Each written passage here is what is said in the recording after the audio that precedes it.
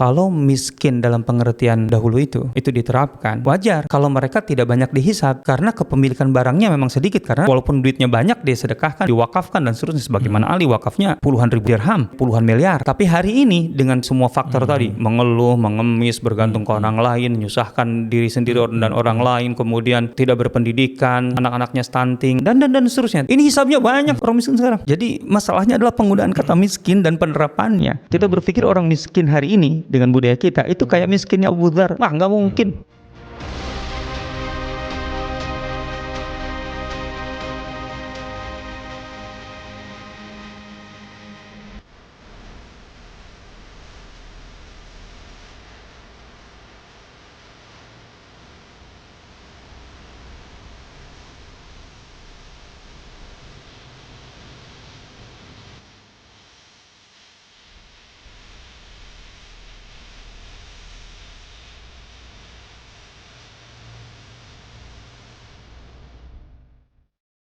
Assalamualaikum warahmatullahi wabarakatuh. Alhamdulillah wassalatu wassalamu ala Rasulillah wa ala alihi wa ashabihi wa mawalah wa ba'd.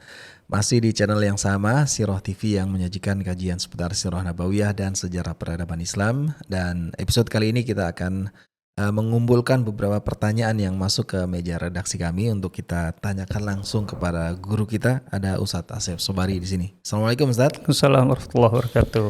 Kabar baik Ustadz ya? Alhamdulillah. Ya. Ustadz, saya sudah ngumpulin beberapa pertanyaan yang masuk baik dari program podcast ataupun webinar yang sedang berjalan ini Ustadz ya. Insyaallah. Sepertinya antusias teman-teman menyimak materi yang banyak topik yang kayaknya mind blowing tuh ya, tentang zuhud miskin, zuhud kaya gitu. Jadi dan efeknya salah satu pertanyaan banyak juga Ustadz yang masuk ya. Saya kumpulkan beberapa, semoga bisa terjawab gitu ya.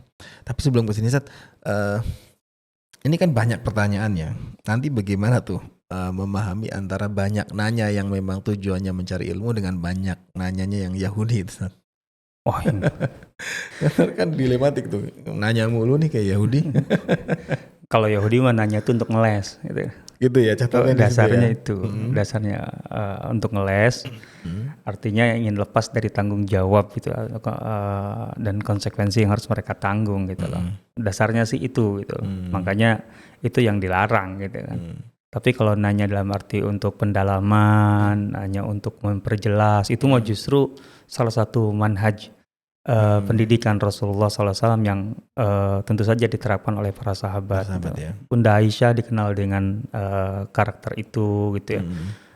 Kemudian Ibnu Abbas itu jelas-jelas disebutkan, artinya diapresiasi oleh Umar sebagai gurunya gitu, bahwa diantara cara belajarnya adalah lahu qalbun aqul wa lisanun saul gitu ya.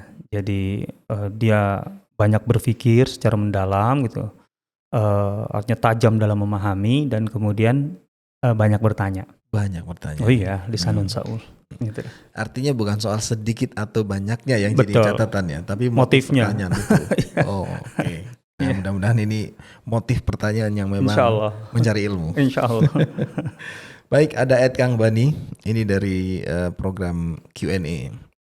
Apakah benar meredupnya Baitul Hikmah sebelum diserang Mongol ini menjadi salah satu sebabnya adalah maraknya pergeseran madhab dari Mu'tazilah ke Hambali? Oke, itu harus dimulai dari faktanya dulu ya, bahwa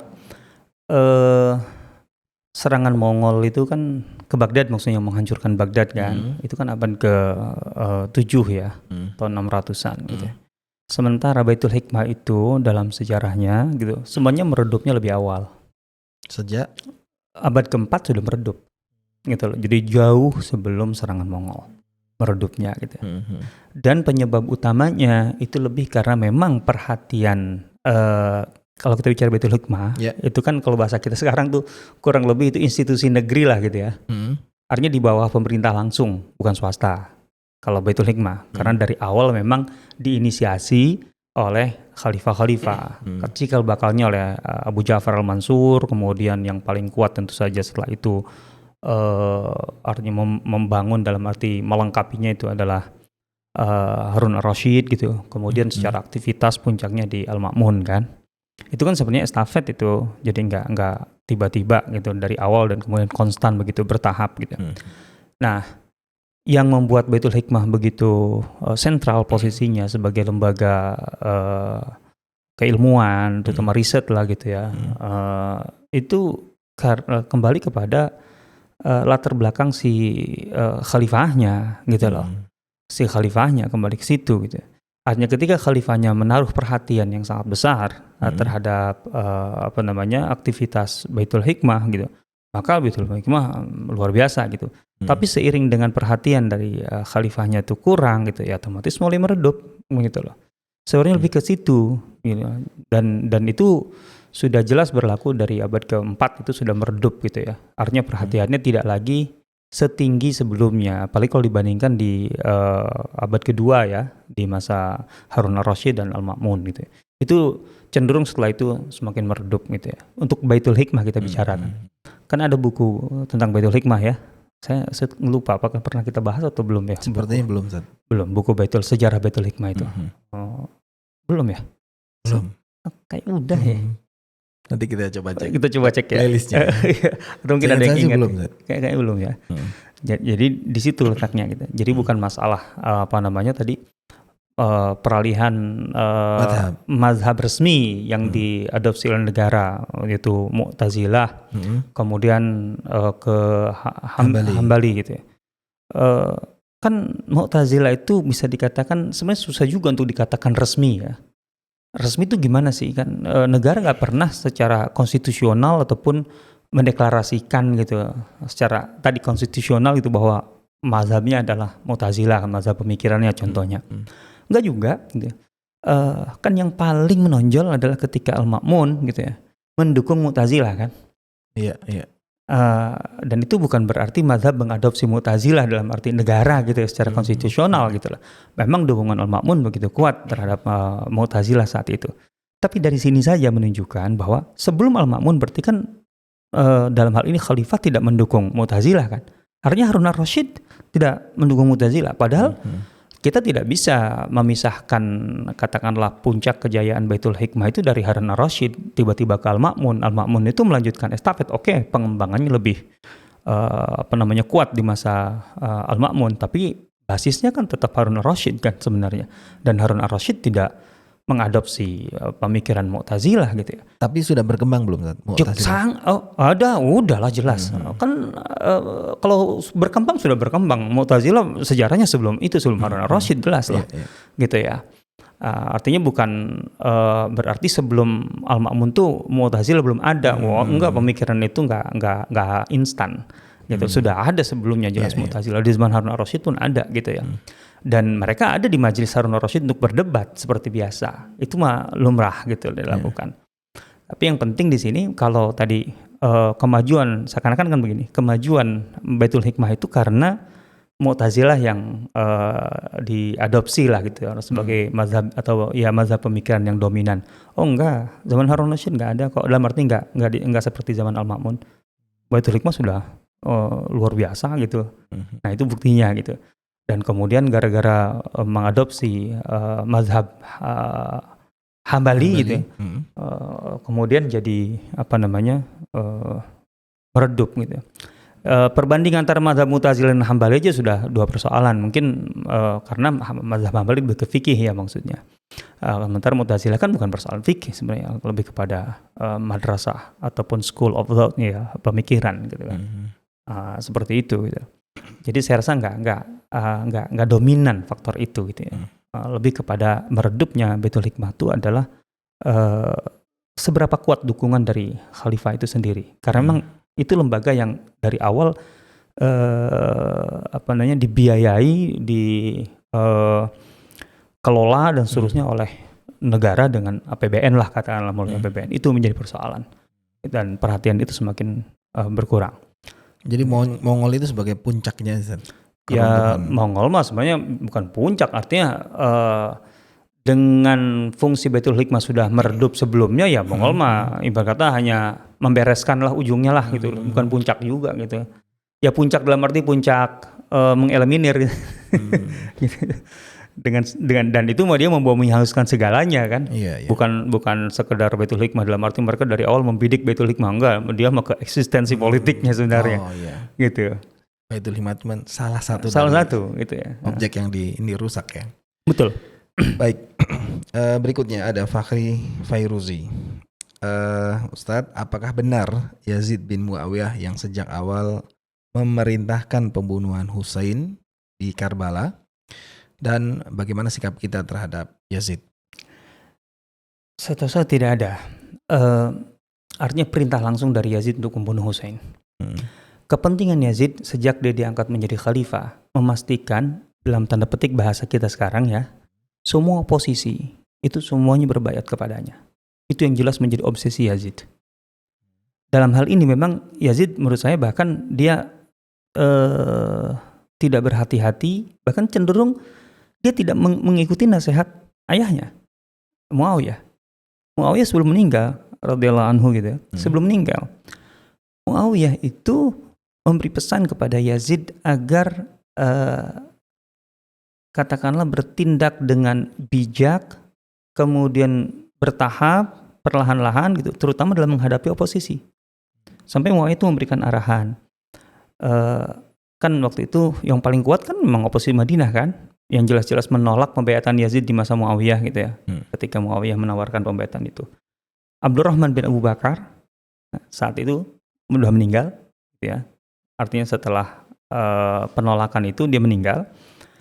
Kemudian ya tinggal bertiga nih, Abdullah bin Umar, kemudian Husain bin Ali, kemudian Abdullah bin Zubair radhiyallahu anhum ajmain gitu ya. Nah, tiga-tiganya itu disebut dalam pesan Muawiyah kepada Yazid. Mengenai Abdullah bin Umar, karakternya begini, maka engkau harus bersikapnya seperti ini. Mengenai Husain gitu ya, karakternya begini gitu. Dan kapasitasnya engkau tahu begini, engkau harus menghadapinya seperti ini. Yang ketiga adalah Abdullah bin Zubair, karakternya begini dan ini. Nah, intinya pelan-pelan saja gitu loh. Pelan-pelan saja gitu ya. Jangan terburu-buru, jangan tergesa-gesa gitu. Nah, ketika Muawiyah meninggal, tampaknya Yazid malah terobsesi. Dia tidak sangat percaya diri di satu sisi gitu ya. Bisa mendapatkan atau menarik gitu, atau memaksakan bahasa lain gitu ya. Semuanya membaiat gitu loh. Maka kemudian terjadilah kekisruhan di Madinah terutama tuh terkait dengan itu. Jadi malam-malam ceritanya kan. Jadi gubernur memanggil 3 orang ini gitu intinya untuk memastikan baiat. Ya terang saja ini masalah yang dari awal bermasalah kan gitu ya. Dalam pandangan mereka ya akhirnya Husain dengan Abdullah bin Zubair kan menyelinap ke Mekah. Kan gitu. Itu ceritanya gitu. Nah, kalau itu ya dalam arti ada obsesi yang sangat kuat dari Yazid untuk mendapatkan baiat dari tokoh-tokoh itu. Semuanya, tiga-tiganya sebenarnya. Karena dia tidak melihat hanya Husain yang jadi masalah. Nah, ketika ke Karbala gitu itu di sini tidak bisa, dalam arti setahu saya tidak ada instruksi langsung gitu loh dari Yazid untuk membunuh. Tapi ada inisiatif gitu dari Ibnu Ziyad, dari gubernur Kufah waktu itu gitu. Untuk bisa katakan mendapatkan semacam prestasi gitu loh. Dengan menundukkan Husain atas namanya dan dia persembahkan kepada Yazid. Gitu loh. Dia terobsesi dengan itu. Sehingga opsi-opsi yang ditawarkan oleh Husain semuanya ditolak, opsi damai. Itu yang kemudian membuat perang itu tidak bisa dielakkan, gitu loh. Dan itu semua adalah ulah Ibnu Ziyad, gitu ya. Nah, Yazid sendiri setelah terjadi perang Karbala gitu, itu jelas menerima semua keluarga Husain yang tersisa, terus semua perempuan yang laki-laki tinggal Ali Zainal Abidin, rahimahullah gitu. Dan secara umum faktanya dia memuliakan, menghormati gitu, menjaga, melindungi dan kemudian memulangkan mereka ke Madinah dengan pengawalan dan lain sebagainya. Nah, yang menjadi soal adalah Yazid tidak melakukan tindakan yang sepantasnya kepada semua pelaku pembunuhan Husain dan tragedi Karbala. Ibnu Ziyad dan semua yang lain gitu. Okay. Dan ini problem besar. Karena kan masalahnya ini sebuah kejahatan, kezaliman yang sangat jelas. Gitu ya.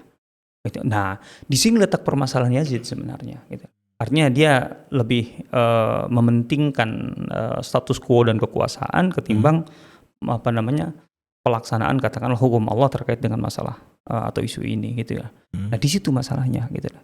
Ya jelas itu bukan masalah kecil. Para ulama kita sudah membahas dari dulu sampai pada titik apakah kan perdebatannya sampaikah apakah benar kalau seandainya Yazid itu dikafirkan contohnya. Itu kan menunjukkan persoalan tidak kecil gitu loh. Dan itu sudah dibahas di kalangan ulama.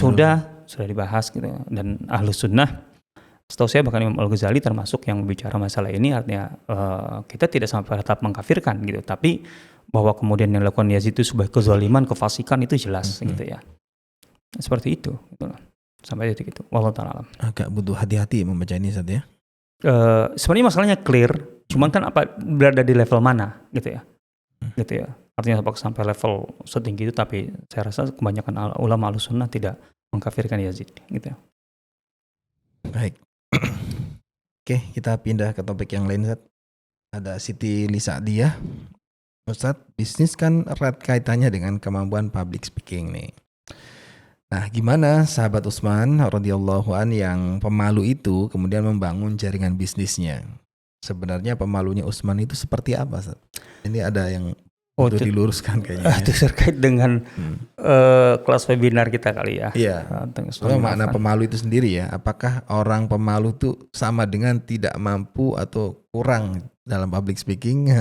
Dan malunya Utsman sendiri itu seperti apa? Itu. Tapi apakah benar seorang pengusaha itu identik dengan kemahiran atau kemampuan public speaking yang andal? Saya rasa enggak juga ya. Enggak juga. Kalau public speaking, oke lah itu suatu keunggulan atau kelebihan, tapi enggak mesti public speaking itu dimiliki oleh pengusaha. Banyak pengusaha yang bahkan ngomongnya aja biasa aja gitu. Ya kalau Jack Ma oke lah saya akui kan. Berbicara sangat luar biasa tuh Jack Ma. Gitu ya. Steve Jobs atau Jack Ma gitu kan. Tapi kan banyak pengusaha yang cenderung bahkan introvert kali ya. Nggak banyak muncul di publik gitu. Kan gitu ya. Itu satu hal gitu ya. Nah, tapi yang lebih mungkin mendasar di sini bahwa Utsman bin Affan itu kan pemalu. Seakan-akan di sini maksudnya artinya Utsman bin Affan itu kan pemalu dalam arti dia untuk tampil di publik aja kesulitan, orang pemalu kok gitu ya. Itu definisi hari ini kayaknya. Nah, saya rasa itu masalahnya menerjemahkan kata pemalu itu yang menjadi lafaz hadisnya itu apa, Ustaz? Kan asdaquhum hayaan Utsman gitu kan. Yang paling tulus malunya itu adalah Utsman gitu loh. Yang benar-benar pemalu itu Utsman gitu. Ya kan sampai Rasulullah SAW memperlakukan Utsman berbeda dengan yang lain kan karena sifat pemalunya, dan beliau memberikan alasan yang sangat telak di sini. Kaifala astahi min rajulin tastahi minhul malaika. Bagaimana aku tidak malu kepada orang yang malaikat pun malu kepadanya. Itu kan ini valid sekali gitu ya. Rasulullah SAW menyatakan itu gitu. Bukan malaikat pun malu pada Utsman gitu ya. Karena Utsman itu pemalu gitu maksudnya. Nah, cuman kata pemalu itu dalam bahasa Indonesia, gitu deh masalahnya ini. Ketika itu dipakai untuk menerjemahkan kata haya gitu. Itu enggak sepenuhnya tepat nih, problemnya di situ. Karena malu dalam budaya kita itu bagaimana itu sulit untuk dilepaskan dari minder kadang-kadang ya. Malu itu minder, kurang percaya diri kan gitu kan. Terus apalagi malu itu? Malas ketemu banyak orang tuh. Ya itulah gitu ya. Gak jago ngomong. Enggak jago ngomong biasanya lah gitu. Dalam budaya kita kan irisannya kan itu kalau malu itu. Nah kalau haya enggak begitu gitu loh. Enggak begitu. Utsman tuh sifatnya nggak begitu. Utsman tuh betul. Utsman bukan orang yang menggebu-gebu berorasi, tapi jago orasi loh Utsman. Artinya bahwa ketika berbicara, pembicaraannya atau orasinya juga luar biasa. Yang paling mudah, coba ikuti pidato Utsman ketika menjadi khalifah.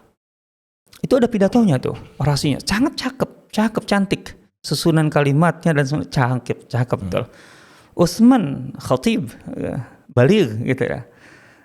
Dia punya kemampuan untuk berorasi gitu ya. Itu saya jelaskan di kelas MKR deh, Madrasah Khilafah Rasyidah itu. Ada pidatonya Utsman itu ketika setelah menjadi khalifah itu. Itu menunjukkan beliau jago berbicara gitu. Itu satu sisi gitu ya. Nah, di sisi lain dalam prakteknya Utsman itu sering tampil di depan. Artinya Utsman itu betul-betul tidak berada di belakang atau gimana, enggak gitu loh. Dalam banyak hal, apalagi yang terkait dengan masalah pengorbanan harta. Utsman benar-benar tampil betulan sampai mengajukan diri kepada Rasulullah, ya Rasulullah, bagaimana kalau aku yang melakukannya? Apakah kau dapat yang kau janjikan? Iya, aku tebus, aku bayar, aku wakafkan, aku sedekahkan. Kan gitu. Utsman selalu begitu. Jadi makanya saya katakan dalam itu ya, dalam kelas webinar itu, maksud Utsman itu pemalu gitu. Yang paling tepat kalau kita terapkan pada kenyataannya gitu ya, kehidupan Utsman. Utsman itu pemalu dalam arti pemalu kalau dia sebagai orang kaya sedekahnya sedikit contohnya. Itu malu bagi Utsman itu. Betul malu gitu. Lah saya belum pernah menemukan gitu ya, riwayat Utsman itu ketika sedekah untuk urusan orang banyak kurang dari 1.000 dinar sekali keluarkan. Artinya bisa dikatakan itu minimalnya sedekah Utsman itu 1.000 dinar lah.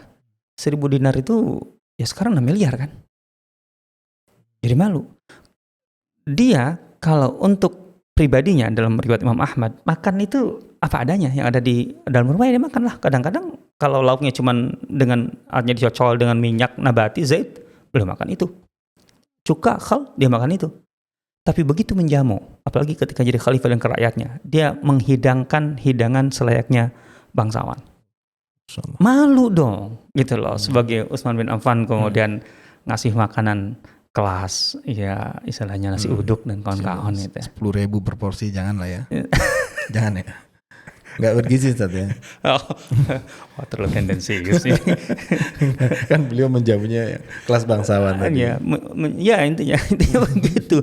Jadi yut'imu ta'amal imarah gitu ya, atau amir gitu ya, prince gitu kan, selayaknya prince gitu kan, memberikan makanan. Wa idza dakhala baita, tapi kalau masuk ke rumah cuka aja dimakan gitu. Artinya makan dengan cuka aja santai gitu. Jadi itu pemalunya Utsman tuh begitu gitu loh. Jadi bukan ngumpet di belakang. Kalau stylenya beliau termasuk yang biasa seperti budak-budaknya atau memang agak mewah Ustaz? Secara penampilan, pakaian. Nah ini dia kan, ini kan masalah lifestyle ya. Yeah. Beliau yang menerapkan lifestyle zuhud betulan. Artinya beliau tuh nggak merasa bahwa sebagai orang kaya, gitu ya contohnya. Berarti dia harus berada di standar levelnya A gitu, dan nggak boleh kurang dari situ. Nggak begitu beliau. Gitu ya. Artinya ketika beliau kan zuhud itu melihat ya, ini kan salah satu pengertian zuhud gitu yang diberikan oleh ulama. Zuhud itu ketika Anda bisa memandang atau memberi nilai kepada tumpukan batu atau koral dan tumpukan emas itu sama. Oh, itu definisi zuhud. Jadi Utsman itu ketika mau tidur siang di masjid, qailulah itu. Ya tidur aja siang di masjid dengan bantalnya tuh, dengan kainnya tuh dilipat kemudian tidur. Nggak ada pengawal. Kadang-kadang pakai baju cuman 5 dirham gitu kan. Sama seperti orang-orang yang biasa-biasa. Tapi kadang-kadang pakai outer gitu yang harganya sampai 200 dirham gitu. Kalau kita sekarang 120 juta dirupiahkan gitu. Dan itu beliau katakan kan, ketika ditanya, ketika orang melihat gitu kan, wih Utsman pakai outer, saya ini punya Nailah, punya istriku, aku nyenengin dia lah gitu kan, ketika outernya aku pakai kan, itu kan outer yang istilahnya mungkin unisex ya gitu ya, mau laki-laki perempuan bisa gitu, mitraf khaz itu istilahnya, itu begitu, itu biasa aja gitu loh, ya nggak dengan punya tadi outer segitu tuh jadi itulah aku nggak mungkin di bawah itu, enggak, itu bukan zuhud namanya. Kalau zuhud itu santai aja, mau gini mau gitu santai gitu loh. Kelebihan tidak membuatnya kehilangan rasa syukur, dan kekurangan atau penderitaan tidak membuatnya kehilangan rasa sabar. Itu zuhud. Dan itu dilakukan Utsman sangat. Masya Allah. Sangat santuy Utsman. Baik. Berikutnya masih seputar orang kaya kayaknya nih. Orang kaya yang masuk surga itu urutannya paling akhir katanya. Karena siapa? Ini dilanjutkan karena paling lama hisapnya. Nah, ini penjelasannya seperti apa? Dan tadi Utsman kan orang kaya, bukankah beliau juga 10 orang utama yang masuk surga? Betul. Apakah nanti jadi di akhir begitu? Sekarang kan ada hadis Rasulullah SAW, ada orang-orang yang masuk surga tanpa hisab. Dan itu 70.000. Sabuna alfan. Sekarang kira-kira Utsman masuk gak di dalam itu? Logis sih masuk. Walaupun tidak secara tay. Iya betul. Yeah. Tapi kan kebayang aja kalau yang lain bisa, masa Utsman enggak gitu. Yeah. Di mana Utsman itu ya sudah lah, Utsman bin Affan. Puncak lah ya, puncak dari semua kebaikan ya. Ya iya, Utsman itu kan yang dijamin berkali-kali masuk surga oleh Rasulullah SAW. Pertama begitu. Nah, kan? Yang 70.000 itu kan belum tentu dijamin masuk surga langsung oleh Rasulullah SAW, tapi karena amalannya kan. Bisa dipikir. Tapi Utsman kan berkali-kali dijamin masuk surga oleh Rasulullah SAW. Gitu loh. Apakah Utsman tidak termasuk itu yang 70.000 gitu loh? Atau taruhlah Utsman, ada lagi Tolha, ada lagi Zubair, ada lagi Abdurrahman bin Auf. Apa tidak termasuk yang 70.000? Susah itu. Susah gitu loh. Artinya kita tidak bisa saklek-saklekan gitu loh membaca riwayat ini. Memang normalnya begini. Ini realistis aja kan. Orang kaya itu kan berarti punya banyak barang kan lah intinya ya. Barang ataupun uang atau apapun gitu. Punya banyak kepemilikan lah, namanya orang kaya gitu. Berarti kan memang setiap kepemilikan itu kan akan dihisap kan. Akan dihisap kan. Ini normalnya ya. Itu yang membuat kemudian kenapa dia lama kan. Berbeda dengan orang miskin kan gitu kan. Tapi di kelas webinar juga saya jelaskan. Kita harus menempatkan definisi miskin ya, yang itu berasal dari bahasa Arab gitu. Dan digunakan oleh Al-Quran, digunakan oleh Rasulullah SAW untuk konteks budaya masa itu gitu loh. Karena yang hari ketika kita menggunakan kata miskin untuk hari ini, itu nggak sama, nggak sama. Orang miskin hari ini nggak bisa kemudian mendapatkan katakanlah kriteria seperti miskin pada zaman itu, gitu loh. Sama-sama tidak punya harta. Bukan juga. Bukan. Siapa yang miskin di antara para sahabat? Oke, Ali lah misalnya yang sering disebut. Sekarang, Ali ikut perang nggak? Ikut. Ghanimahnya berapa Ali? Masa dia nggak punya barang dengan ghanimahnya itu? Apalagi dia punya saham dawil kurba. Artinya selain ghanimah ada dawil kurba. Oke. Itu satu. Kedua, kalau kita hitung Ali di zaman Umar, mulai zaman Umar, dan dapat tunjangan kan? Ali itu kan muhajirin kan? Apalagi kerabat Nabi SAW. Kan Umar memberikan tunjangan itu yang terbesar, itu yang paling dekat dengan Rasulullah SAW. Dibedain Ustaz ya? Iya. Sekarang muhajirin aja secara umum, itu kan sekitar 500 dirham. 500 dinar, sorry. Sekitar 500 dinar. Gitu ya. 500 dinar itu sekitar sekarang 300 juta kan? Lebih. Gitu. 5M. 5M. Sorry. 3M lah, gitu ya. 1.000 dinar itu kan 6M. Iya. 3 miliar setahun. Masa Ali disebut tidak punya apa-apa? Kan gitu. Tapi Ali miskin nggak? Dalam konteks saat itu, ya miskin. Karena untuk hariannya Ali membatasi diri. Untuk konsumsi pribadi dan hariannya, Ali itu sangat membatasi. Tidak seperti orang yang punya duit 3 miliar setahun. Itu kalau tunjangan tok. Gitu ya. Iya itu loh. Kenapa? Karena Ali menyiapkan uang segede itu dan uang-uang lainnya gitu.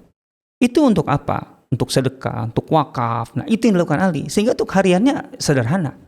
Nah, itu miskinnya zaman itu. Miskinnya zaman sekarang kita bisa secara umum general. Miskin itu adalah tumpukan masalah sekarang. Miskin itu kebanyakan ya. Kemudian tidak terpelajar kebanyakannya. Terbatas akses pendidikan. Terbatas pendidikan. Kemudian cenderung bergantung kepada uluran orang lain, secara langsung ataupun tidak langsung, gitu loh. Kemudian kalau mental otomatis dia mengemis dan sebagainya. Terus kemudian banyak mengeluh, gitu loh. Banyak mengeluh, gitu loh. Dan kemudian karena miskin itu bisa jadi alasan untuk kemudian tidak ngaji, kurang soleh dan sebagainya dengan alasan kemiskinan itu. Kemudian cenderung atau rentan untuk menjadi korban ataupun korban dalam hal ini, kemudian dia jadi pelaku kenistaan, kejahatan karena kemiskinan. Oke. Kalau miskin dalam pengertian dahulu itu gitu, itu diterapkan gitu, wajar kalau mereka tidak banyak dihisab karena kepemilikan barangnya memang sedikit, karena yang walaupun duitnya banyak dia sedekahkan, dia diwakafkan dan seterusnya, sebagaimana Ali wakafnya puluhan ribu dirham kan gitu, wakaf Ali itu artinya puluhan miliar gitu kan. Nah tapi hari ini dengan tadi semua faktor tadi, mengeluh, mengemis, bergantung ke orang lain, menyusahkan diri sendiri dan orang lain, kemudian tidak berpendidikan, kemudian anak-anaknya stunting, kemudian dan seterusnya tadi, menjadikan kemiskinan sebagai alasan untuk tidak soleh dan tidak ngaji dan sebagainya. Ini hisabnya banyak sekarang loh, orang miskin sekarang. Sudah miskin banyak hisab. Iya. Itu kondisi sekarang. Gimana gak dihisab itu? Iya. Gitu loh. Semua problem tadi ya. Iya, itu dia. Jadi masalahnya adalah penggunaan kata miskin dan penerapannya. Kita berpikir orang miskin hari ini dengan budaya kita itu kayak miskinnya Ali bin Abu Dzar. Wah, nggak mungkin. Abu Dzar punya 30 ekor kuda untuk dipinjamkan kepada siapapun yang memakai untuk jihad di jalan Allah. Mana ada orang miskin punya sekarang maksudnya punya aset kayak gitu, aset 30 ekor kuda perang. Iya. Meliharanya aja udah bingung. Biayanya daripada melihara kuda sekarang berapa peliharaan? Bisa 3 juta 4 juta satu kuda, lah kalau 30 berarti kan dia punya hampir 100 juta spending, 100 juta untuk memelihara kuda. Mana ada orang miskin hari ini bisa mengeluarkan biaya 100 juta per bulan untuk ngurusin kudanya. Artinya persahabat ini miskinnya secara finansial tapi tidak pernah miskin secara mental, Zat. Ada nggak kondisi? Enggak juga, finansial nggak miskin juga mereka sebenarnya dengan definisi hari ini gitu ya. Kalau case-nya kayak Abu Hurairah di awal-awal itu boleh dikatakan miskin juga. Oh iya, itu kan karena alasan yang karena pilihan ya. Pertama kita pilihan. Itu pun karena pilihan kan? Oh iya dong. Ya. Dia memilih untuk tidak punya pekerjaan karena tidak ingin ketinggalan pelajaran dari Rasulullah SAW. Memilih itu artinya dia punya kesempatan sekaligus kemampuan untuk melakukan hal yang lain nggak, Zat? Betul. Buktinya ketika Rasulullah wafat, Abu Hurairah kemudian menjadi gubernur dan kaya raya. Punya kompetensi di situ. Menunjukkan dong. Iya. Menunjukkan dong. Karena memang pilihan, selama Rasulullah SAW hidup mereka tidak mau lepas dari area Masjid Nabawi, Sufah. Itu masalahnya. Gak mau lewat momen itu saat ya. Iya. Jadi miskin sebagai efek ya. Begitu Rasulullah wafat, Abu Hurairah jadi gubernur, Ibnu Mas'ud jadi bendahara di Kufah, gitu, dan lain-lain. Abu Dzar tadi gimana? Ya Abu Dzar tadi bahkan sebenarnya di Syam dan punya kuda 30 ekor. Itu kan punya aset. Iya. Gitu loh. Itu secara finansial nggak miskin. Ya. Artinya zaman itu yang disebut miskin itu orang yang membatasi konsumsi pribadinya dan keluarganya sehari-hari. Gitu loh. Nah, itu. Tapi mereka punya aset, mereka punya daya beli sebenarnya. Daya beli yang tinggi, dan itu tuh semuanya katakanlah mereka prioritaskan untuk fisabilillah. Intinya begitu. Itu miskin saat itu. Abu Ubaidah bin Jarrah bonusnya dari Umar aja pernah 4.000 dinar kan? Itu bonusnya sebagai jenderal tertinggi di Syam kan. 4.000 dinar itu bonus. Hitung aja 4.000 dinar sekarang kali 1.000 dinar sama dengan 6 miliar. Gitu ya. Berarti kan sekitar 24 miliar. Bonusnya aja. Iya. Abu Ubaidah. Tapi kan farraqa. Kemudian dia membagi-bagikan langsung. Memang gitu kerjaannya. Mau gimana lagi? Insyaallah. Itu masalahnya. Jadi bukan tidak punya miskin itu. Oke. Berikutnya dari Iqbal FPPN. Bagaimana manajemen waktu para sahabat melakukan bisnis yang balance antara dunia dan akhirat? Karena beliau sebutkan nih, karena di kondisi sekarang ada orang yang sibuk bekerja dengan alasan untuk sedekah, tapi di sisi lain dia juga tertinggal beberapa ibadah, salah satunya adalah malas datang atau jarang ke kajian. Oke. Apa nih yang perlu diluruskan dari pertanyaan ini? Itu masalahnya. Masalahnya kita mencoba untuk memahami tadi isu pembagian waktu gitu ya, dengan standar nilai kita hari ini. Gitu lah. Di para sahabat dulu itu, pertama tidak dikotomis, tidak sekuler. Gitu lah. Ada aktivitas yang memisahkan antara aktivitas duniawi dengan akhirat. Betul, dalam bentuknya memang namanya bisnis itu kan jelas bekerja. Ada materi gitu ya, terkait dengan materi tapi bukan berarti sesuatu yang sifatnya duniawi itu kemudian dia betul-betul terpisah secara ekstrim dari akhirat gitu loh. Loh, bagaimana bisa begitu pemahamannya di saat contohnya gini. Mencari nafkah itu kan kewajiban. Kewajiban agama bukan? Ya, ya. Oh iya dong. Perintah ya. Perintah agama. Dan mau tidak mau itu harus dilakukan dengan usaha. Dan bisa jadi kan usaha itu dalam bentuk dagang, bisnis kan. Jadi bagaimana seorang berpikir bahwa saya berusaha dalam bentuk tadi trading kah atau bisnis kah, itu dianggap duniawi dan tidak ada kaitan dengan akhirat. Sementara itu untuk memenuhi nafkah. Itu kan paling tidak kan ya. Paling tidak lagi. Loh, visi mereka besar, para sahabat itu. Besar sekali. Mereka tidak hanya melihat kewajiban seorang laki-laki muslim itu hanya menafkahi keluarga gitu ya. Lah, bagaimana mereka menerapkan contohnya innallaha ashtara minal mu'minina anfusahum wa amwalahum wa anfusahum gitu kan. Bi anna lahumul jannah. Allah mengajak bertransaksi gitu ya. Bertransaksi gitu. Pada orang beriman itu Allah akan membeli gitu. Atau akan menukar, akan transaksi kan bisa barter kan ya. Nyawa dan harta mereka untuk ditukar dengan surga. Kan gitu. Lah, itu bagaimana amwalnya itu ada kalau tanpa ada bisnis? Kan gitu. Bagaimana transaksi itu berjalan? Atau dalam kebaikan sosial secara umum. Wa aqridullaha qardan hasana. Berilah pinjaman kepada mereka yang membutuhkan. Gitu kan. Qard gitu. Bagaimana orang memberikan pinjaman kalau tidak punya kelebihan? Gitu kan. Bagaimana kita bisa menerapkan ayat-ayat Allah wa anfiqu wa anfiqu wa anfiqu contohnya gitu. Dan berinfaklah. Lan tanalu birra hatta tunfiqu mimma tuhibbun. Bagaimana kita bisa melakukan atau menerapkan ayat ini? Tidaklah kamu akan mendapatkan kebaikan yang besar gitu. Sampai kamu sanggup menginfakkan, membelanjakan, menyedekahkan bahasa kita gitu. Harta kepemilikanmu yang kamu cintai. Bagaimana itu bisa terjadi kalau kita tidak punya aset? Kalau itu tanpa usaha gitu. Qul siru fil ardi fanzuru. Ketika Allah menyuruh kita untuk menjelajah bumi, bagaimana itu tidak dengan modal terlaksana? Wah, kan itu banyak hal. Dan intinya bagaimana kita menopang izzahnya Islam, kebesaran Islam tanpa dana. Sementara Rasulullah SAW di sebelum perang Tabuk itu kan menjahaza jaisyal usra, siapa yang bisa membiayai persiapan pasukan untuk perang ke Tabuk itu, maka Allah akan memberinya surga. Bagaimana itu bisa direalisasikan? Justru karena disitulah kenapa Utsman bin Affan dan lain-lain menonjol, karena dengan gelontoran hartanya, dan itu adalah hasil usaha. Jadi mereka tidak melihat bahwa ini adalah masalah balancing gitu loh, dimana ada dua ruang yang seakan-akan terpisah secara ekstrim. Enggak, pada dasarnya betul, orang yang sibuk bisnis mau tidak mau akan ketinggalan beberapa majelis dan lain sebagainya. Tapi itu sifatnya kan ya temporer aja. Pada dasarnya kan mereka punya semangat mencari ilmu. Artinya setiap ada kesempatan gitu ya, mereka akan menjedot atau menarik lebih banyak ilmu gitu. Bahkan ketimbang yang mungkin yang lain yang lebih rileks. Umar bin Khattab juga kan berdagang. Dan ketika karena akan berdagang, tidak bisa hadir di majlis Rasulullah SAW, dia dengan tetangganya gantian.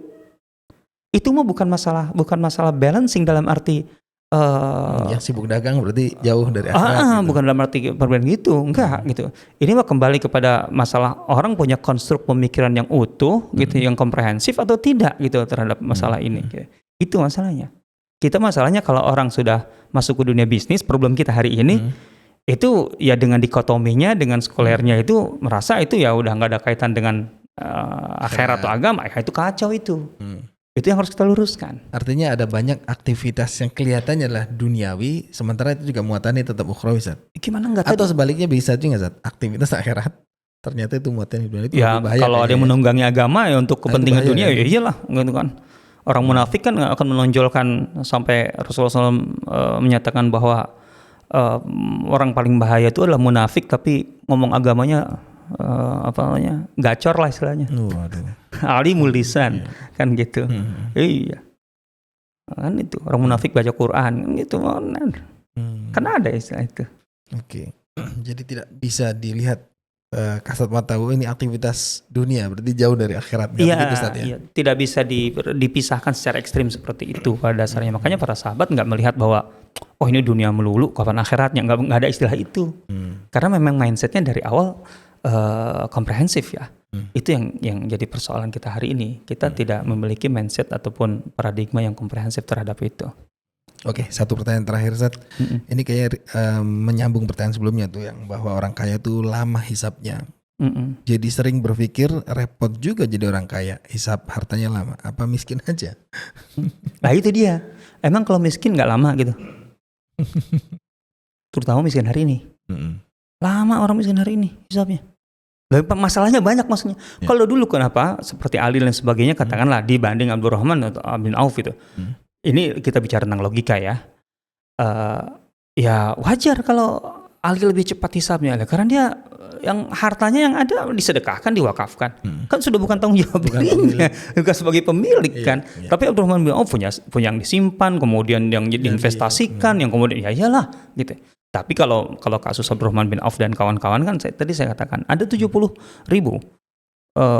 ahli surga yang tidak dihisap. Apa mereka tidak masuk? Kalau mereka tidak masuk, masalahnya yang lain lebih pantas untuk masuk. Tahu diri lah ya. Itu masalahnya. Oke. Baik Zat, Masya Allah banyak pertanyaan-pertanyaan yang tidak hanya menjawab apa yang ditanyakan, tapi bahkan diluruskan dulu pertanyaannya. Iya, betul. Ini yang mind blowing, Masya Allah ya. Semoga jadi ilmu buat kita semua dari pertanyaan-pertanyaan kawan-kawan yang mewakili banyak pertanyaan yang agaknya serupa dan pertanyaan belum sempat saya jawab. Boleh silakan tulis di komentar atau di medsos kami. Insya Allah akan kami kumpulkan untuk dibahas di Q&A berikutnya. Sampai ketemu di episode berikutnya. Subhanakallah bihamdika asyhadu an la ilaha illa anta astaghfiruka wa atubu ilaik. Assalamualaikum warahmatullahi wabarakatuh. Waalaikumsalam. Para penonton yang budiman, terima kasih telah menyimak sajian dari Sirah TV. Semoga menjadi jalan terbaik Anda untuk lebih dekat dengan Rasulullah SAW.